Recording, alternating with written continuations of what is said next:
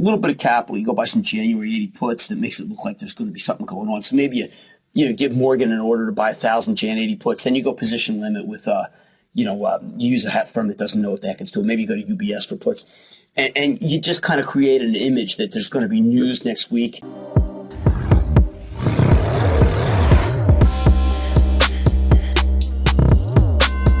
A lot of times when I was short at my hedge fund and I was positioned short, meaning I needed it down, I would create a level of activity beforehand that could drive the futures. It doesn't take much money. Similarly, if I were long and I would want to make things a little bit rosy, I would go in and take a bunch of stocks and make sure that they're higher. And maybe commit $5 million in capital to do it, and I could affect it. What you're seeing now is it probably is bigger market now. Maybe you need $10 million in capital to knock the stuff down, but it's a fun game and it's a lucrative game, and you can move it up and then fade it. That's often creates a very negative feel. So let's say you take a longer term view intraday and you say, listen, I'm going to boost the futures, and then when the real sellers come in, real market comes in, they're going to knock it down. That's going to create a negative view. That's a strategy very worth doing when you're valued on a day-to-day basis. And I would encourage anyone who's in the hedge fund game to do it because it's legal, right? And it is a very quick way to make money and very satisfying. Okay. So by the way, no one else in the world would ever admit that, but I can care. That's right, and you can say that here. I can't. I'm not going to say it on TV. Well, on a related note, there's so many more hedge funds today than when you were managing your hedge fund. Right. Do you think that does that exacerbate the moves, or does it make it tougher? The hedge funds are positioned long short, okay, not just long like mutual funds. So it's really vital these next 6 days because of your payday. You've really got to control the market. You can't let it lift. When you get a research in motion, it's really important to use a lot of your firepower to knock that down because it's the fulcrum of the market today. So let's say I were short. What I would do is I would hit a lot of guys with RIM. Now, you can't foment. That's a violation of foment. Yeah, you can't foment. You can't create yourself an impression that a stock's down.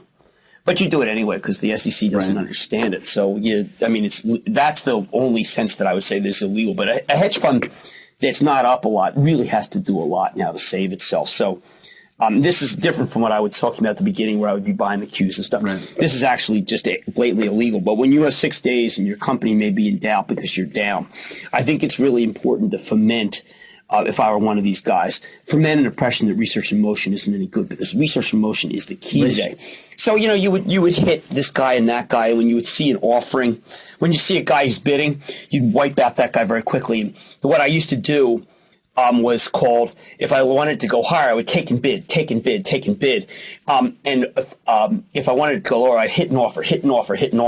And I could get a stock like RIM for that might cost me 15, 20 million, Annie, to knock RIM down. But it would be fabulous because it would beleaguer all the moron longs who are also keying on research in motion. So we're seeing that. That's, again, when your company's in a survival mode, it's really important to defeat research in motion and get the Pisanis of the world and the people talking about it as if there's something wrong with RIM. Then you would call the journal and you get the bozo reporter on research in motion and you would feed that there's a Palm's got a killer it's going to give away. These are all the things you must do on a day like today. And if you're not doing it, maybe you shouldn't be in the game. Okay. Another stock that a lot of people are focused on right now seems to be Apple. Yeah, Apple's very important to spread the rumor that that both Verizon and AT&T have decided they don't like the phone. Right. That's a very easy one to do because it's also you want to spread the rumor that it's not going to be ready for Macworld. And this is very easy because the people who write about Apple want that story. And you can claim that it's credible because you spoke to someone at Apple because Apple doesn't. Right, they're not going to comment. They're not going to say. So it's really an ideal short. And I would, again, if I were short Apple, I would be working very hard today to get that. And the way you would do that is you pick up the phone, you call 6 trading desks, and you say, listen, I just got off the phone with my contact at Verizon. And he has already said, listen, we're a Lucky G house.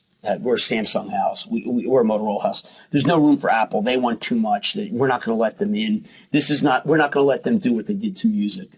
And, I think that's a very effective way to keep a stock down. Right. I might also, by the way, because the stock at 84, 85, a little bit of capital, you go buy some January 80 puts that makes it look like there's going to be something going on. So maybe you give Morgan an order to buy 1,000 Jan 80 puts, then you go position limit with you use a firm that doesn't know what the heck it's doing. Maybe you go to UBS for puts. And you just kind of create an image that there's going to be news next week, and that's going to frighten everybody. Right. Then they all go out and say large put buyer UBS. Then they call Pisani again. You have to use those guys and say, listen, I see a big buyer of puts, and I'm told that it's SAC. You would do that too.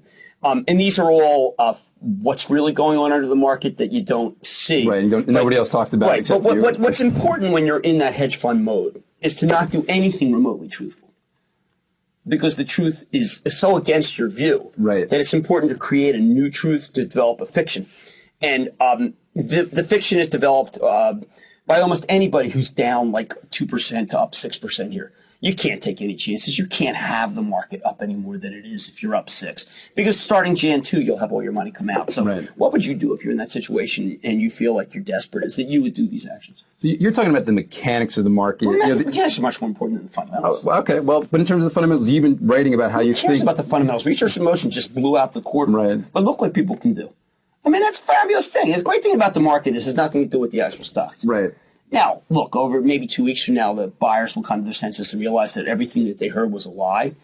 But then again, Fannie Mae lied about their earnings for $6 billion. So, right, and Bristol Myers lied. It's just fiction and fiction and fiction. And I think it's important for people to recognize that the way that the market really works is to have that nexus of hit the brokerage houses with a series of orders that can push it down, then leak it to the press, and then get it on CNBC. That's also very important. And then you have a kind of a vicious cycle down. Right. And it's a pretty good game.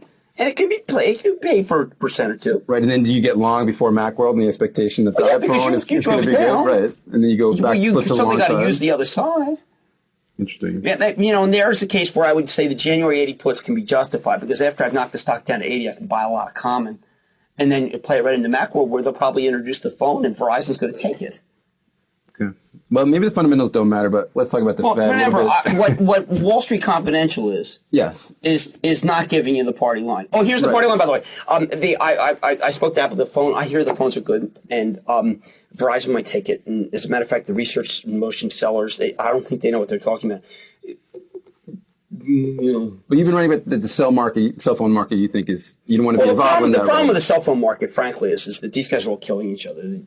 Someone has to take a dive. Motorola and Nokia have to get in a room and just fix price. They've been reluctant to do that because of the various justice departments and because it's illegal, right? Yeah. Well, that hasn't stopped a lot of other companies. This is true. This seems to be a case where they seem to be directly worried about the authorities. It's almost as if they have a lawyer that matters, unlike, say, the Bristol Myers lawyers. And, what eventually happens is the shareholders demand that you get phony lawyers and you sit in the room. And it'll happen soon.